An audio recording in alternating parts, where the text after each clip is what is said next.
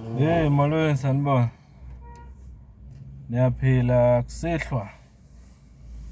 Asithembe niyaphila nonke kusihlwa good people. Mkhonza lo. Asibonga kakhulu. I'll be very short. Bengibuka nje interview manje ntambama ka Commander uFloyd Shivambu, our Secretary General kumkhonto wesizwe phansi icon. Ngithi ake ngiphinde ngincome ngokuthi sibe no SG on content ngalendlela njengoba nengoma yethu isho ukuthi siphethe SG on content uCommander uFloyd Shivambu.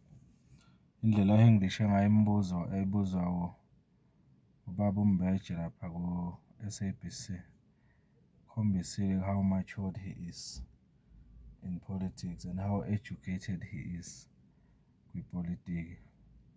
Kube kuhle kakhulu, I appreciate lento engiyilalele la. Okunye nje okungi-interestile endleleni aphendule ngayo udaba lolu lokuvakasha eMalawi. Sokhumbula ukuthi abeseMalawi ngo-Good Friday lapha esontweni lika-Bushiri i-fugitive. Uphendulile-ke laphayana mayibuzwa ngokuthi uya kanjani esontweni lomuntu ongumbaleki eSouth Africa uBushiri, ngoba even iqembu lakhe lomkhonto wesizwe nje laze lakhipha istatement lathi hayi alihlangene nokuya kwakhe lapha.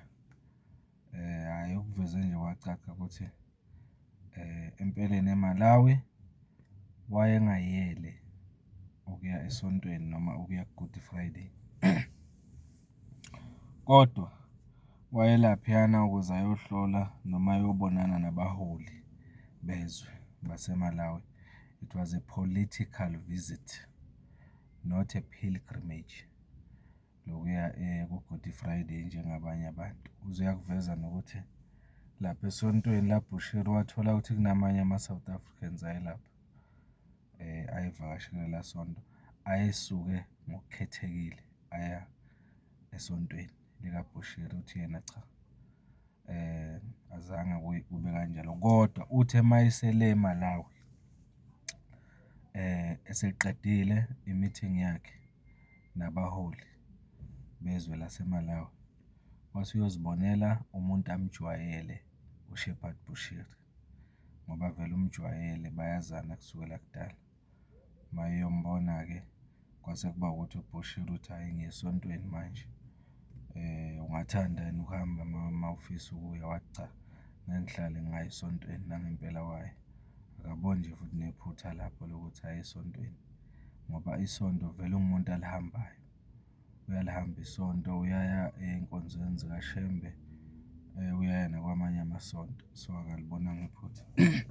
Okubonisani-ke lokhu, okubonisa i-leadership on his side ukuthi iy'nqumo uFloyd uyazithathela bafowethu as a personal decision ukwenza izinto. Uyazithathela iy'nqumo. Akusiyo ukuthi uma ngabe ungumholi noma une-position oyinikiwe ku-political party awusenayo i-personal life. Uma ulalela le nkulumo yakhe isho lokho ukuthi you live your personal life, and at the end of the day futhi akasiyena i-law enforcement agent.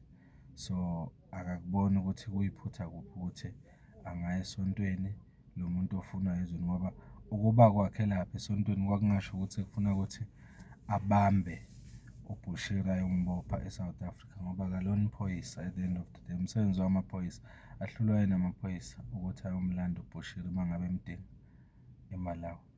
Bekufuna uFloyd ambambe abe iphoyisa.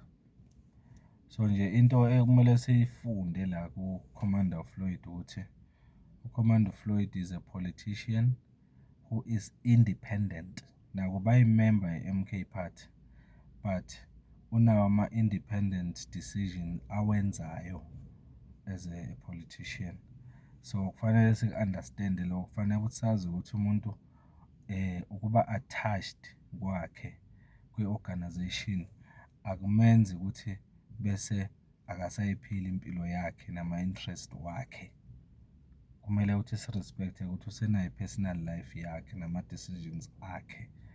Yebo, kunezinto ey'thile ekufanele ukuthi azinake ezimayelana nokugcina isithunzi se-organization akuyo nayilidayo, but loko kuba i-leader doesn't mean ukuthi kufanele yena abe empty, angasabi wuye, aluze i-identity yakhe as a person ngenxa yokuthi ukuposition yokulida i-organization. No, ayihambi kanjalo. Uphendule nje imibuzo eminingi ebeyibonakala enzima kwabaningi ukuthi uzoyiphendula kanjani. Wayiphendula simple. Uyezwa ukuthi this guy is matured politically and is well educated futhi.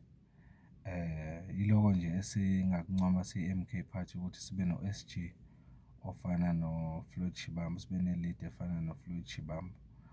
Mina ngokwami nje leya mbuzo uyiphendule exactly like a leader, ngendlela ubaba uMsholozi futhi iNcanthu bezoyiphendula ngakhona ube bekuthiwa uye ubuzwa leya mbuzo. I-leadership leyo. So bare abantu abafana naye. So kuningi iloko nje ngithanga ngikuvezela ukuthi bafethu MK Party ayizange igeje ngokukhetha u-SG Floyd ukuthi alide kule portfolio le noma kule office lokuba Secretary General. Is a leader futhi uzimisela ukumela ama-decisions wakhe awathathayo. He has the balls. Kufanele uma uyilida ube nesibindi, ungabi igwala nje ube uyeyiswe le nale. Mase kumele uthathe i-decision, kumele uyithathe. Uma ulalela le interview iyakutshela ukuthi kahle kahle uFloyd even ku-EFF, uhamba kwakhe ku-EFF kwaba i-decision yakhe ukuthi ayihambele kwi-EFF, nokuthi angachazi futhi into eningi ukuthi useyahamba.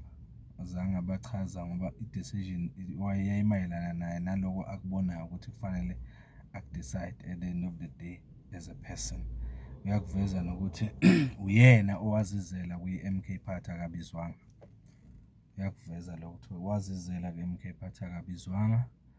Wafika futhi ku-MK Party wacela nje ukuba yi-ordinary member, ukuthi abe just an ordinary member e-MK Party. Nangempela wajoyina njengawo wonke umuntu. Uthe-ke sephakathi wabona uMsholozi no, ngeke phela lo ngingamsebenzisi kuma-positions abalulekile e-MK Party ngoba unayo yonke lento engiyidingayo. Then wasebenza ku-MK Party kuze kube manje.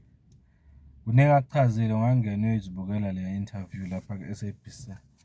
Ibe yinhle kakhulu nje, kuningi nawe mhlawumbe ungakusho okuzwile akukhulumile, but nje kule video le bengifisa nje ukuzogcizelela engike ngakusho ngaphambilini ukuthi ku-SG Floyd Shivambu sine-leader, siyi-MK Party futhi uzosebenza ngokuyikhandla ngendlela engimlalela ngayo, asebenze nobuhlakani nabo, ne-education anayo futhi ne-experience ukuthi alekelele i-MK Party iye phambili.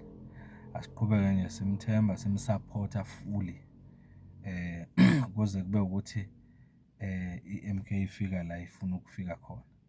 Makuwukuthi ngelinye ilanga naye kuposition akuyo mhlampe uyashintsha uyiswa kwenye, siyomsupporta kuze kufike leso sikhathi. Okwamanje noma kungathiwa whatever eshiwoyo, uma nje sekule office akulo, asinga-entertain izinto ey'ningi ey'khona ey'khulunywa eceleni. Asifocus-e ekuthaneni u-SG we-MK Party njengamanje. Support onke ama-decisions e-party avele office lakhe as u-SG. Yilokho nje bafethu. Umfowami Khonza lo. Ngiyabonga kakhulu-ke, ningashare bafethu, nisubscribe, ni-comment and everything. I appreciate it. Umfowami Khonza lo ayeza ama-live ku-TikTok, la sizokhona ukuthi sidiscuss khona such issues bafethu. Ngiyabonga kakhulu, niphile. Ngiyabonga. Goodbye, good night. Thank you so much.